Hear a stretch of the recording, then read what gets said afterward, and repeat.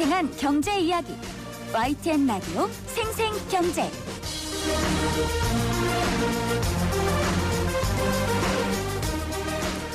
네, YTN 라디오 생생경제 함께하고 계십니다. 지금 시각 3시 35분 막 됐습니다. 자, 이번 코너, 이번 주 경제 뉴스 중에서 중요한 뉴스들을 골라서 그 안에 숫자들을 풀어서 맥을 짚어드리는 시간이죠. 숫자로 보는 경제. 오늘도 권혁중 평론가와 함께하겠습니다. 평론가님 안녕하세요. 네, 안녕하세요.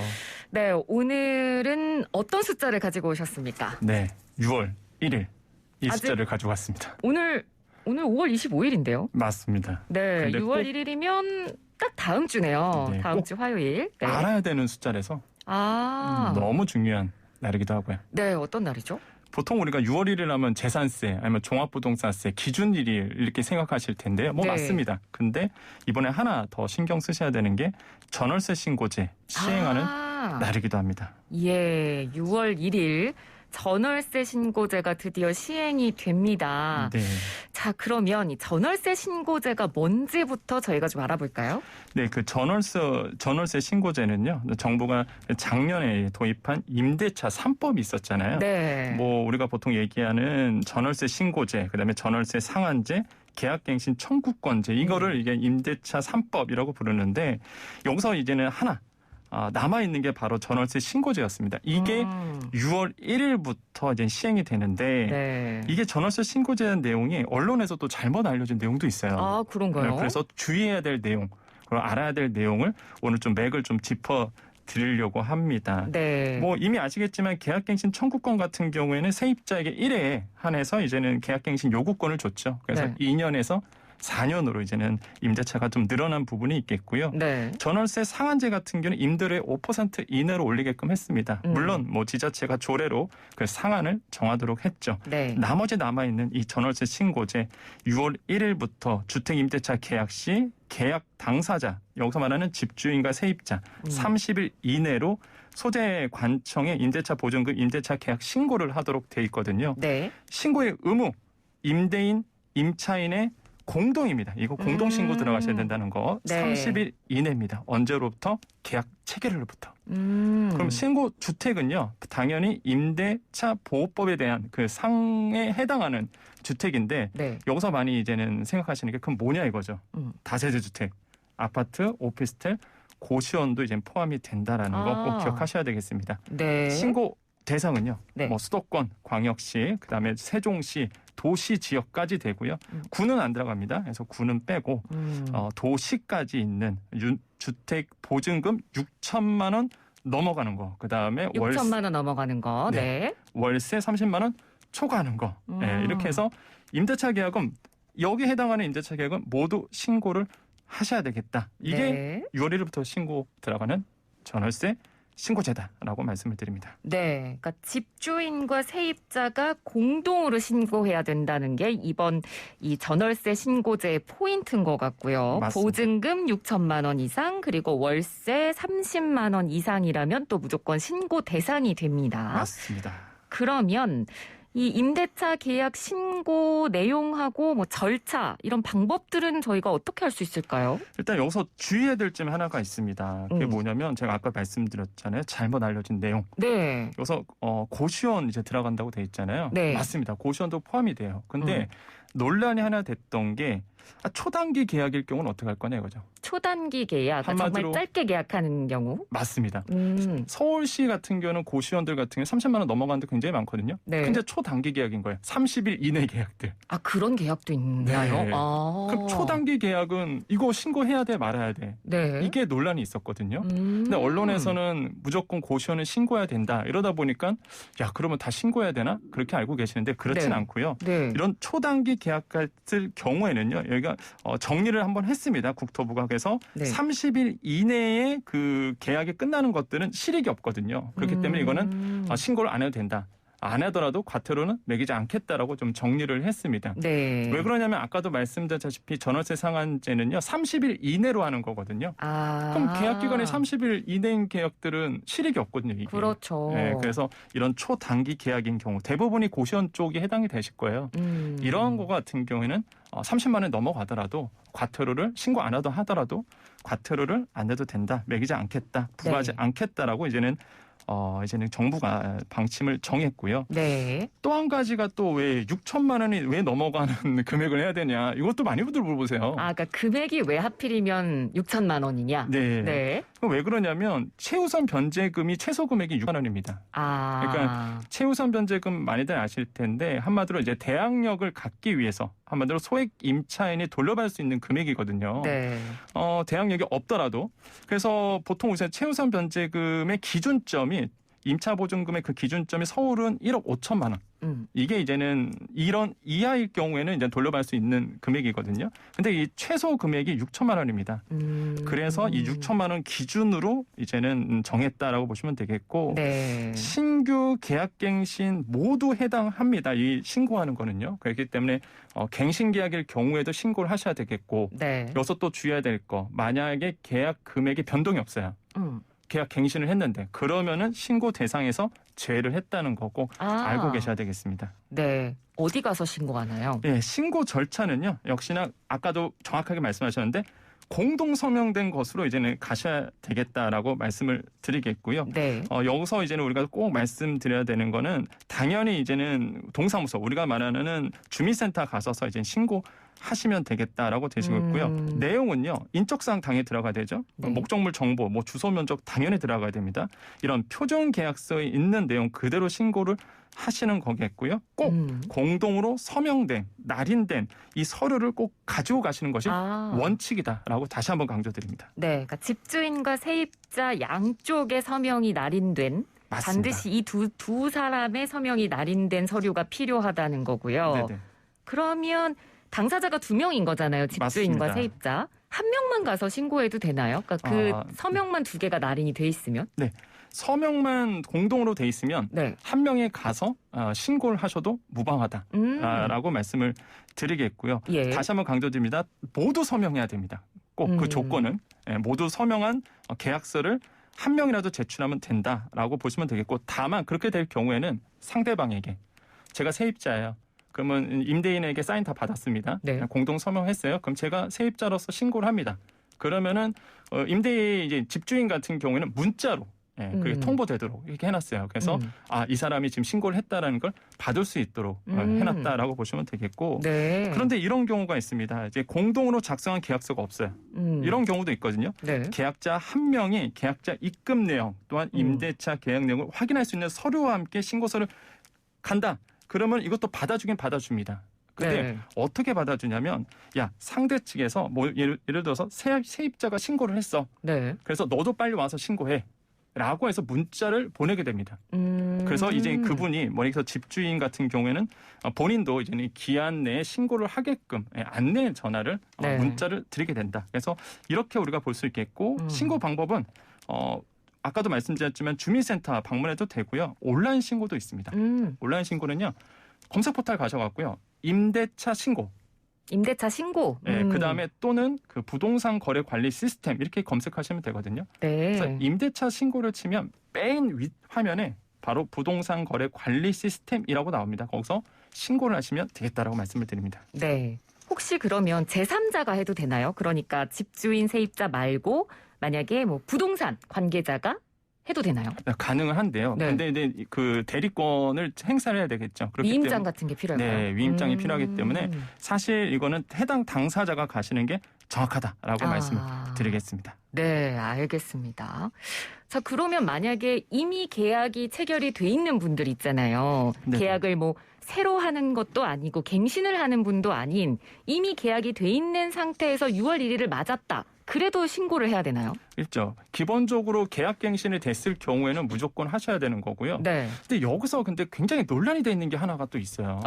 그게 뭐냐면은 그 정확하게 알아야 될 것이 확정일자 부여거든요. 네. 이 확정일자 부여가 이제 좀 논란이 되고 있는데 네. 그러니까 이런 겁니다. 제가 이제 전월세 신고를 합니다. 그래서 제가 세입자예요. 세입자에서 전월세 신고를 하게 된다면은 네. 확정일자를 자동으로 주게끔 됐습니다. 굉장히 그렇죠. 편하죠. 네. 네, 굉장히 편하죠. 내가 따로 확정일자 하러 갈 필요가 없으니까. 네. 근데 여기까지는 이제 많이 알고 계세요. 근데 여기서 이제 문제가 생깁니다. 전입 신고는 어떻게 되냐 이거죠. 그러네요. 그러니까 이게 어떻게 되냐면 네. 내가 만약에 전월세 신고를 하면 확정일자 자동으로 부여됩니다. 네. 그럼 여기까지는 좋아요. 근데 내가 전입 신고한다고 해서 이게 자동으로 되느냐. 세입자가 전입 신고를 할 때는 임대차 계약서를 첨부하면은 자동으로 임대차 계약이 신고가 됩니다. 그리고 그러면 저 확정일자까지 제공이 되죠. 네. 근데 여기서 이제는 많은 논란이 있는 게 내가 전월세 신고를 하면 자동으로 전입 신고가 되는 줄 알고 계시는 분들이 계세요. 그렇게 알고 계시는 분들 많은 것 같아요. 이거 아니거든요. 네. 큰일 납니다. 네네네. 그러니까 다시 한번 정리해드리면 네. 내가 전월세 신고를 하죠. 그럼 확정일자만 자동으로 나오는 거지. 네. 이게 내가 전입 신고가 자동으로 되는 건 아닙니다. 왜 그러면 이럴 경우가 있어요.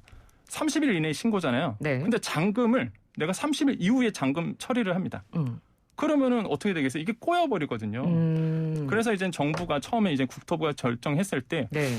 만약에 그 전월세 신고를 하게 되면 전입 신고도 자동으로 하게끔 해주자. 근데 이제 당연히 행정안전부에서는 야 그렇게 되면 모든 게 다 틀어지니까. 만약에 그렇게 되면 모든 지금까지 써왔던 모든 질서가 무너지거든요. 야 이건 안 돼. 그래서 거부를 했고요. 예. 그러다 보니까 이제 전입 신고는 이제는 자동으로 되는 건 아니다. 그래서 가장 중요한 거는 이런 경우는 있습니다. 내가 만약에 전입 신고하러 갔어요. 이럴 때 되면은 전입 신고를 하게 되면 자동으로 임대차 신고가 되고요. 네. 자동 임대차 신고가 되니까 또 자동으로 확정일자를 받습니다. 네. 이런 경우는 좋아요. 그러니까 만약에 내가 동사무소 가서 전입 신고를 한다? 그러면 자동으로 임대차 신고되고 확정일자도 받고. 네. 그렇지만은 전월세 신고만 한다고 해서 전입 신고는 되지 않는다. 그래서 꼭 보셔야 되겠다. 이게 다시 한번 강조드리지만 너무 언론에서 잘못 알고 있고요. 왜냐하면 전입 신고가 중요한 게 대항력을 갖춰요. 그렇죠. 한마디로 돈 내놔. 내가 너한테 임대인한테 내가 월세를 살았고 전세를 살았기 때문에 계약 끝나면 돌려받을 수 있는 이 대항력이 생기거든요. 네. 근데 확정일자 같은 경우는 우선 변제권이 생기죠. 한마디로 내가 집이 잘못돼서 경매로 넘어왔을 경우 최우선 변제권을 받을 수 있는. 그래서 확정일자랑 전입신고는 사실 전세 사신 분들, 월세 사신 분들한테는 매우 중요한 이슈이기 때문에 꼭 정확하게 알고 계셔야 되겠다라고 말씀을 드립니다. 네. 만약에 이 신고를 안 지키면 혹시 과태료 같은 것들도 부과가 되나요? 그럼요. 100만 원의 과태료를 부과가 되는데 근데 사실 저는 조금 불만이 있습니다. 이게 100만 원 과태료가 사실 보면 큰 금액일 수도 있지만은 사실 안 지킨다고 해서 이게 100만 원까지 아니고 또 4만 원, 최소가 4만 원이거든요. 그러니까, 그래요? 네, 맥시멈이 사실 거짓 신고는 100만 원이지 미신고나 아니면 신고 기간, 그러니까 혜택 기간이 좀 있어요. 한마디로 혜택이라는 거는 좀 게을리한다, 네. 과실이 있다 이런 건데 혜택 기간이 짧을수록 금액이 좀 줄어듭니다. 그래서 최소가 4만 원이거든요.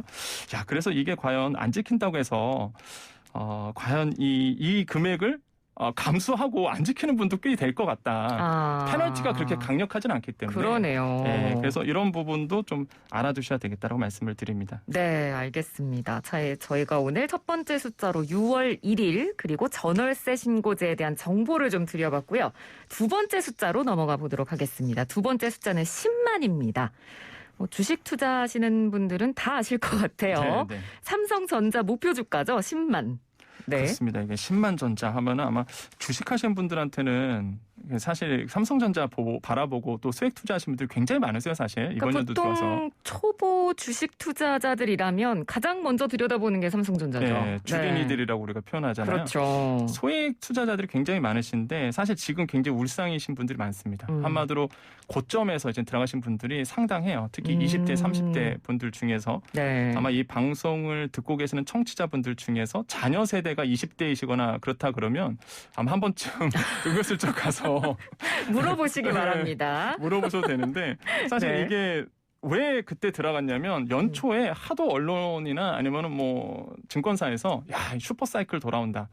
디램에 대한 슈퍼사이클이 돌아오니까 엄청나게 오를 거야라고 이제는 분위기가 그런 분위기였어요. 그러다 보니까 많은 투자자분들이 사실 이제 9만 원, 한 9만 6천 원대 이때 이제 고점에서 사실 들어가신 분들이 있는데 넉 달 동안 계속 8만 원권에 머물러 있었습니다. 오늘도 이제 8만 100원에 이제 종가가 됐는데 사실 계속 8만 원권의 박스권에 머물러 있다 보니까 많은 분들이 이제 실망하신 분들이 있고 또 최근에 와서는 증권사들이 목표 주가를 하향을 했습니다. 네. 그래서 아프죠. 뼈 아픈데 거기다가 9만 원대 아니면 뭐 10만 원대 원래 12만 원 막 13만 원 잡았던 증권사들이 네. 다 하향을 했죠. 그래서 분위기가 그렇게 좋지는 않다라고 말씀드립니다. 네. 최근에 이렇게 좀 주가가 빠진 그 하락 이유가 있을까요?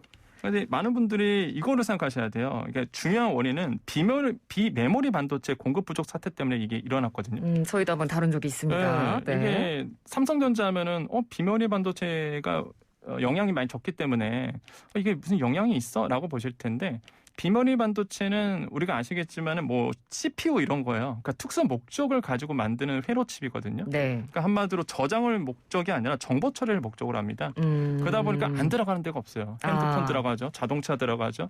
기계가 뭔가 이렇게 작동을 한다 했을 때 무조건 들어갑니다. 예. 머리가 있어야 되기 때문에. 근데 이게 공급 부족 사태가 있었어요. 최근에 있었던 자동차.